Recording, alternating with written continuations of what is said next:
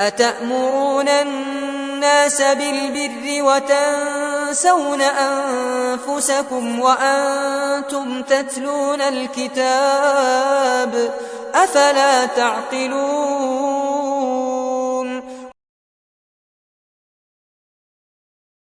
کیا تم لوگوں کو نیکی کا حکم دیتے ہو اور اپنے آپ کو بھول جاتے ہو، حالانکہ تم کتاب کی تلاوت کرتے ہو؟ کیا تم عقل نہیں رکھتے؟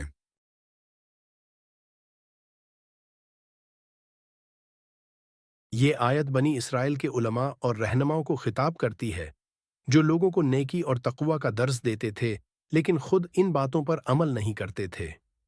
وہ تورات کی تلاوت کرتے اور اس کے احکام کو جانتے تھے، پھر بھی اپنے عمل میں اس کے برعکس چلتے تھے۔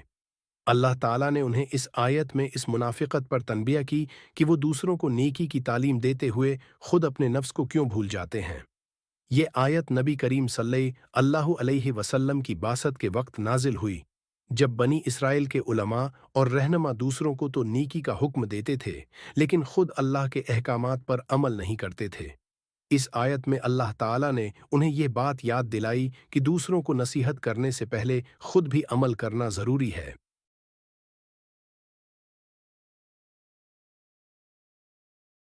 اللہ تعالیٰ اپنی اسرائیل کے علماء کو مخاطب کرتے ہوئے کہتا ہے کہ تم دوسروں کو نیکی، بھلائی کا حکم دیتے ہو۔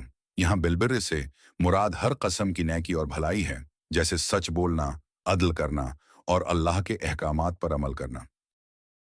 اس کے بعد اللہ تعالیٰ ان کی منافقت کو ظاہر کرتا ہے کہ وہ اپنے آپ کو بھول جاتے ہیں، یعنی وہ دوسروں کو نیکی کی تعلیم دیتے ہیں لیکن خود اس پر عمل نہیں کرتے۔ اس طرح وہ اپنے قول اور فعل میں تضاد رکھتے ہیں، جو کہ سخت غلطی ہے۔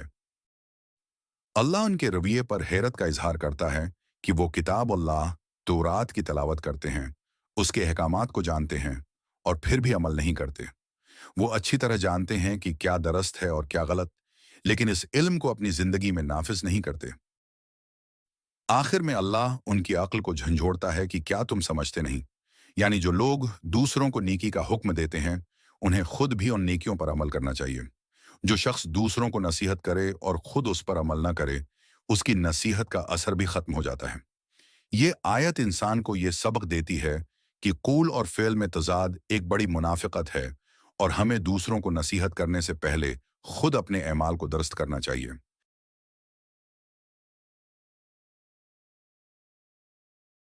نیکی کا حکم اور عمل کا تضاد۔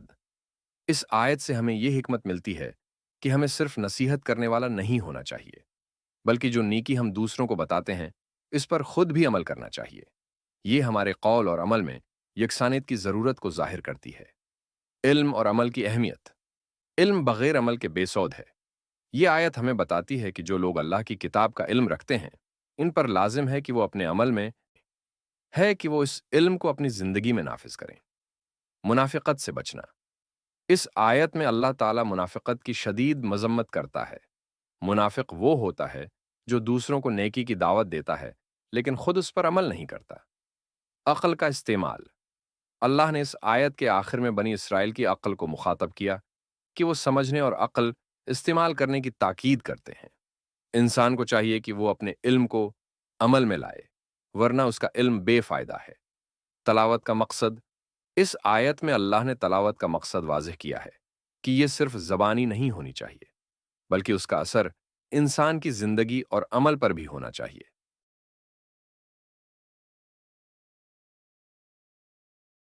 نیکی کا حکم دینا۔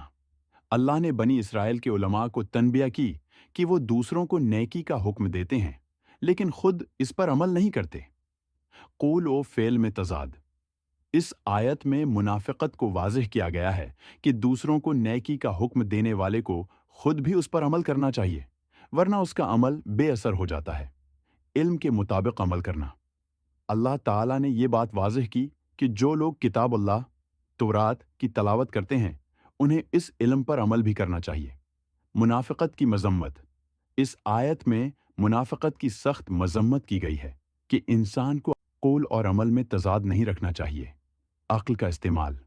اللہ تعالیٰ نے انسان کی عقل کو مخاطب کرتے ہوئے کہا کہ اگر وہ علم رکھتا ہے تو اسے اس علم کے مطابق عمل بھی کرنا چاہیے۔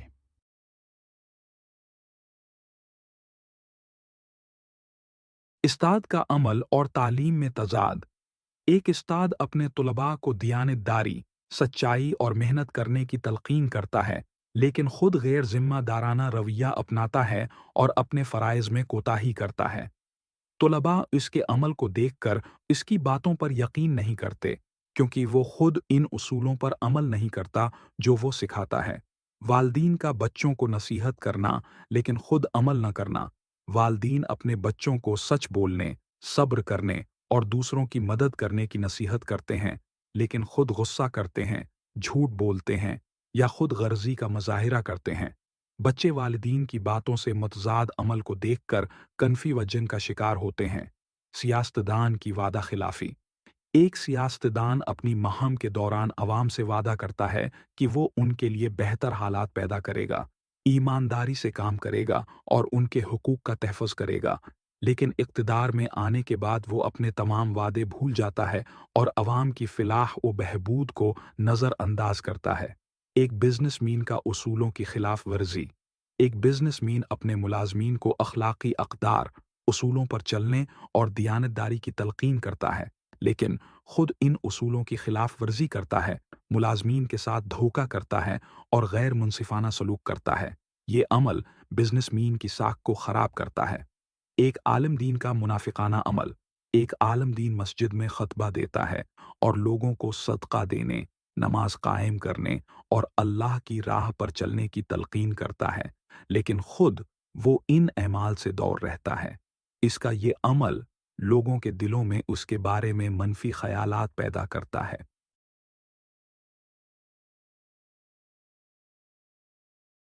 آج کی زندگی میں اس آیت کا پیغام بے حد متعلقہ ہے۔ بہت سے لوگ دوسروں کو نصیحت کرتے ہیں، بھلائی کا حکم دیتے ہیں، لیکن خود اس پر عمل نہیں کرتے۔ چاہے وہ والدین ہوں، اساتذہ، سیاستدان یا کاروباری حضرات، جب قول اور عمل میں تضاد ہو تو اعتماد اور اثر کھو جاتا ہے۔ مثال کے طور پر، ایک سیاستدان عوام کو بہتر زندگی کے وعدے دیتا ہے، لیکن خود ان اصولوں پر عمل نہیں کرتا۔ یا والدین اپنے بچوں کو اچھی باتوں کی نصیحت کرتے ہیں، لیکن خود ان پر عمل نہیں کرتے، جس سے بچوں پر منفی اثرات مرتب ہوتے ہیں۔ آج کے دور میں بھی منافقت عام ہو چکی ہے۔ لوگ دوسروں کو نصیحت کرتے ہیں، لیکن خود اس پر عمل کرنے سے گریز کرتے ہیں۔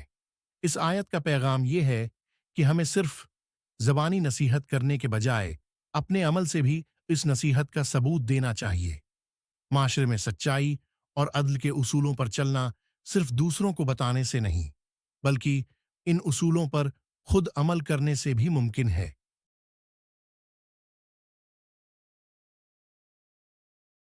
قول و فعل میں یکسانیت۔ ہمیں اپنے قول اور عمل میں تضاد نہیں رکھنا چاہیے۔ اگر ہم دوسروں کو نیکی کی دعوت دیتے ہیں تو ہمیں خود بھی ان نیکیوں پر عمل کرنا چاہیے۔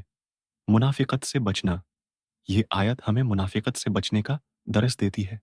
جو شخص دوسروں کو نیکی کی طرف بلاتا ہے لیکن خود عمل نہیں کرتا، وہ اللہ کے نزدیک گناہ گار ہے۔ علم پر عمل کرنے کی اہمیت۔ علم کا مقصد صرف جاننا نہیں، بلکہ اس پر عمل کرنا بھی ضروری ہے۔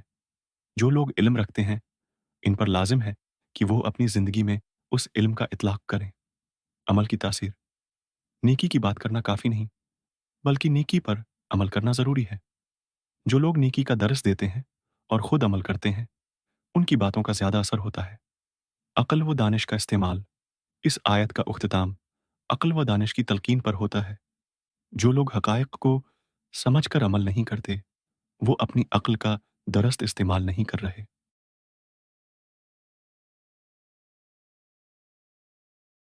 یا اللہ، ہمیں اپنے قول اور عمل میں یکسانیت رکھنے کی توفیق عطا فرما۔ اے رب العالمین، ہمیں دوسروں کو نیکی کا حکم دینے کے ساتھ خود بھی نیک اعمال کرنے والا بنا دے اور ہماری زندگیوں کو اپنے احکامات کے مطابق گزارنے کی ہمت عطا فرما۔ یا اللہ، جو علم تو نے ہمیں عطا کیا، ہمیں اس پر عمل کرنے والا بنا دے۔ ہمیں صرف جاننے والا نہیں، بلکہ عمل کرنے والا بندہ بنا۔ یا اللہ، ہمارے دلوں میں اپنے احکامات کی محبت پیدا کر اور ہمیں ہر قسم کی منافقت سے بچا لے۔ آمین۔ اے اللہ، ہمیں نیکی کے راستے پر ثابت قدم رکھ اور ہمارے دلوں کو ہدایت کی روشنی سے منور کر دے۔ یا اللہ، हमें दूसरों के लिए नेकी की मिसाल बनने की तौफीक अता फरमा और हमें कूल व फ़ेल के तजाद से महफूज फरमा।